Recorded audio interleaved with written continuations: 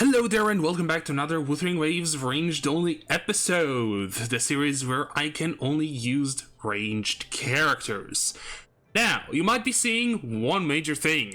The game looks and, well, runs and is going to run within the episode so much better because I have finally gotten myself a better computer, which I haven't done in like 4.5 years or so. And I am finally able to play WoW and pretty much every other gacha game I'm currently playing without having to worry about stutters or anything like that. That's going to be awesome. Now, what is this episode going to be? Well, this episode and a couple others that are going to come out in the future are going to be based purely on finishing chores, pretty much, which is the data bank.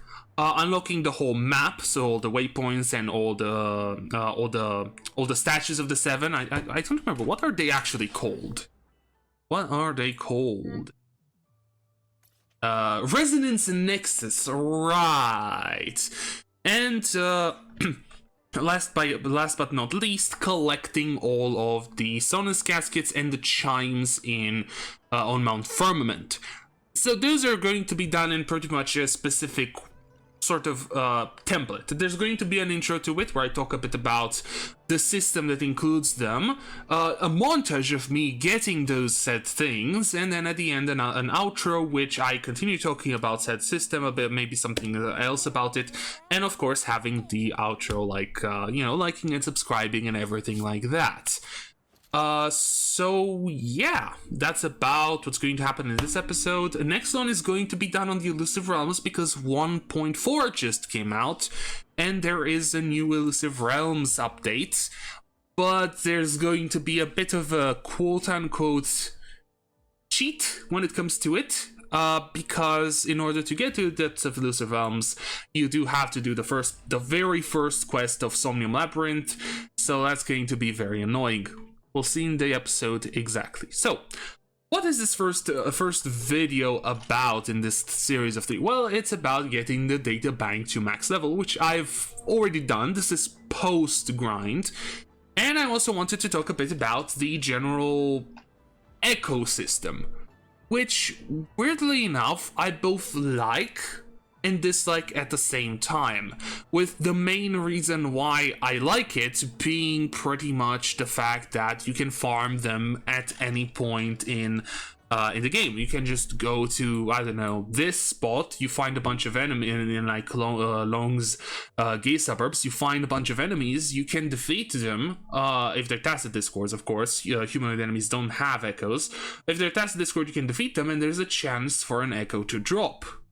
That is awesome. It's pretty much just as if you were in Genshin, you would go to an area with a bunch of slimes and you would defeat those slimes and the slimes would drop artifacts instead of just their own materials, which could be an interesting system to add in Genshin as like a semi-rare drop that enemies could have 5-star artifacts of different sets. It would be kinda cool, not gonna lie. But I don't know, it works, the whole thing works in a way differently compared to Genshin. And a thing I don't really like about it, though, is the fact that, well, you can't really use existing echoes for experience material, and that's kind of like the biggest problem in a way. I wanted to open up my inventory, but on this account I actually still have all of the, where would it be? Oh, here it is. All of the different like echo materials and whatnot. I think it's these. I can actually just go to an echo and then showcase it. The one, everything that you need to level up echoes. These ones, yeah, I still have a ton of these because on this account I haven't gotten yet to the point where I want to farm the echoes. I've gotten the account to the point where I can do so, but I'm not really going to start doing it until I get to max level, or well, now in the meantime between videos, because I do log onto the account pretty much daily at this point. But yeah, the way to actually get echo materials is by going into tacit fields and completing tacit fields, which compared to Genshin's domains are so much more annoying because there's 5 waves of like 5 enemies each, or waves containing like elite enemies and a smaller group of normal enemies, and it just gets so annoying because there's in a way so much work to do for very little payoff, because you'd get 3 or 4 echoes that are of that set, but so the main stats is different, the substats are very annoying to deal with, and you might not even get the ones you wanted, because there's not only are there 2 sets, but some of them can actually have different actually I do wonder if there's any echo that drops in a tacit field that can be of both elements. Anyway, one good thing about this, though, that they've changed in the tacit fields is that now, when you complete pretty much any activity that you do, when you complete pretty much any activity that requires you to use resin, you can now get a double drop of it. So you know how in Genshin there is condensed resin, now in Wuwa you can just go complete a challenge, and at the end of it, you will be able to get yourself a double drop. Literally just, you press the button and you get a double drop. Just like this. See, I can claim for 40 or I can claim twice for 80. Pretty much exactly like condensed resin from Genshin, which is awesome now, because it also makes the farming and using your resin a lot easier. For you just have to do 1 daily quest and you have to use 160 resin and you're done with your dailies. What about the progression of echoes? Well, echoes progress very similarly to artifacts in Genshin, where you do need a specific world level, soul level, and adventure rank in order to get specific artifacts, but it also has a secondary progression system with the databank. So yes, you might be level 40, 45, I don't remember which one unlocks the first databank level that gives you 5 stars, but you could be at it. But if your databank is not at the same level as you would need to be in order to get 5-star echoes, you'll not get them. So you're tied to 2 sets of progression, the world level / adventure rank, and also the databank level, which it's cool in a way because it does allow you to experience the system a bit more thoroughly. Because in Genshin, for example, you can just not farm artifacts in the slightest, not interact with any domains until AR45, and do it 2 or 3 times when you start getting 4 stars. You just get a set, plop it onto a character, and that's about it. Because in Genshin, up until AR50, like when you get to the higher world levels, you kind of don't really even need good artifacts. You just need some random mediocre ones. But at least in here, you have to kind of experience the system and you see how it works. Plus, one very nice thing is that all the previous echoes you have obtained, all the 2, 3, and 4 stars, in the databank, you can go ahead and actually use the data merge, in order to merge all of your previous artifacts. So right now, which I should honestly really do, I could just merge all of these echoes that I have previously obtained throughout, farming for the databank, into 5 stars. Which is awesome, because you just do a data merge, and boom, a 5-star echo, with the chances and possibilities of getting answers. And of course I get a glacial damage bonus on a fire set.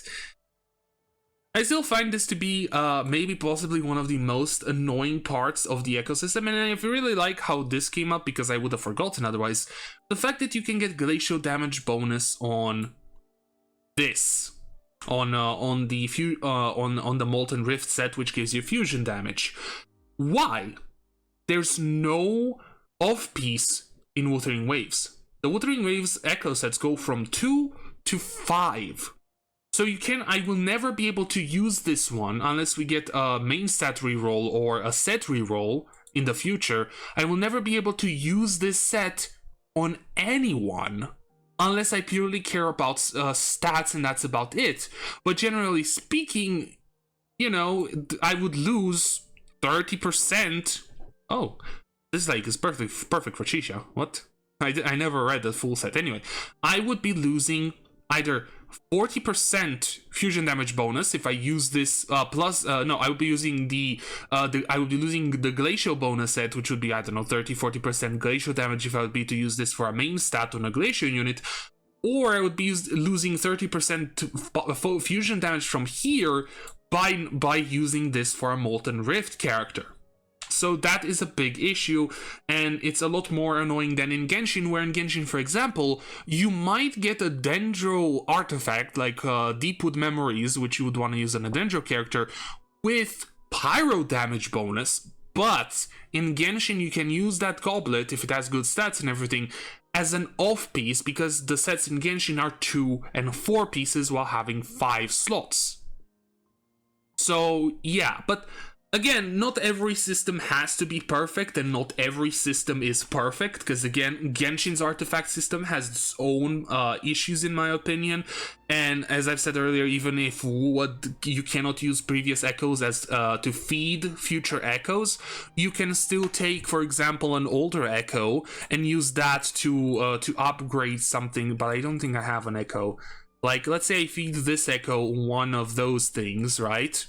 And I go back into this echo. Now I can use the previous one to feed it into the new one, but again at a loss of experience, which is really sad for how well this system would have been if there was no XP loss, or very minimal of like 1 level of XP loss. But again, XP is sort of exponential, so just like in Genshin, because even in Genshin, putting a level 20 artifact on a level 0 artifact gives you like level 14, I think, 14 levels of XP. So yeah, so whenever you have a level 25 Echo and you try to upgrade a new one, you do have to use 8 premium sealed tubes or 18 advanced sealed tubes, or like I think 30 something medium sealed tubes. I'm not entirely certain. But yeah, again, as I said, both like this system and Genshin systems have their own issues when it comes to it, and ways in which they try to deal with those issues on their own. So I still really like the ecosystem for, of course, the main factor that you can farm a specific echo set in the overworld, with a lot of the enemies having 1 or 2 sets added to them. For example, can I not see this? Like what set each of them is? For example, this Great Chirpuff has the Havoc set, and I think has the Arrow damage set as well. So whenever you get a Great Chirpuff Echo, it's not a Great Chirpuff, it's just a Chirpuff. I didn't realize they had different names.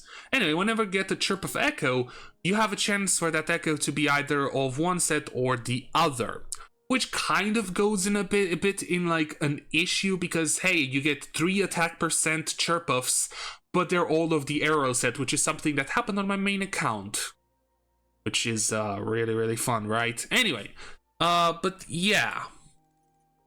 Also, another thing I realized is you do need to collect pretty much every echo. Nearly every echo, maybe 1 or 2. You don't have to get to 5 stars, but in order to actually get the data bank to max level, you do need to collect all of the echoes at 5 stars, because I am at 10 out of like 9 million XP. Which the last echo level, 5-star echoes gives you 20 XP, so I was at like 230 previously. So that's that. But it's really nice how they added in later like echo levels, how they put like a guaranteed to be 100%, right? Unlike here, because before this was it was still a 20% chance to get 4 stars, and then they added like another level or 2. I don't know if it was like 1 level or 2. I think it's level 20 max, and it was this, and then they added level 21, which is really nice in my opinion. But yeah. Anyway, I'll see if I can think about some other things to talk, but in the meantime, let's get into the actual montage, which is going to be me collecting a bunch of echoes.